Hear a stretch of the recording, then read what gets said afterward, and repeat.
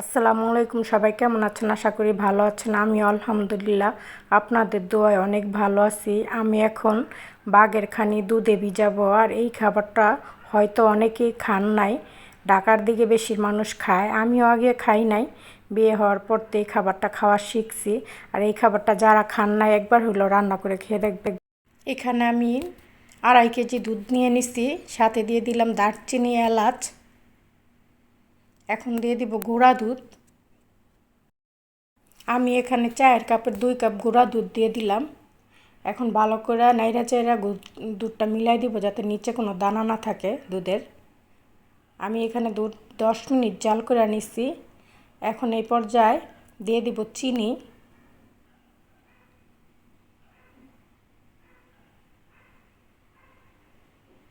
যে যতটুকু চিনি খাবেন ততটুকুই চিনি দিবেন। বেশি মিষ্টি দিলে বেশি স্বাদ হয়, কিন্তু আমি একটু কমই মিষ্টি দিলাম। আর বাগের খানিতে কিন্তু একটু চিনি বেশি লাগে।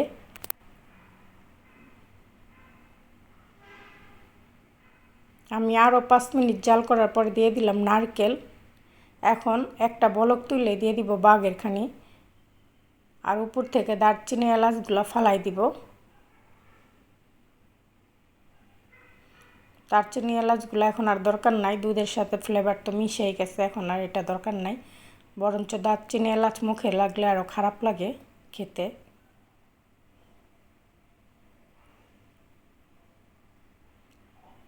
আমি সবগুলো দারচিনি এলাচ ফেলাই দিলাম। আমি মোট টোটালি দুধ 25 মিনিট জাল করে নিচ্ছি। এই পর্যায়ে এখন আমি বাগের খানি দিয়ে দিব। আর এই বাগের খানিটা কিন্তু নর্মাল যেই বাগের খানি খাই আমরা সেটা কিন্তু না, এটা দুধে ভিজানোর জন্য আলাদাভাবে তারা বানায়। সেটা একমাত্র ঈদের ভিতরেই বিক্রি করে, সবসময় পাওয়া যায় না।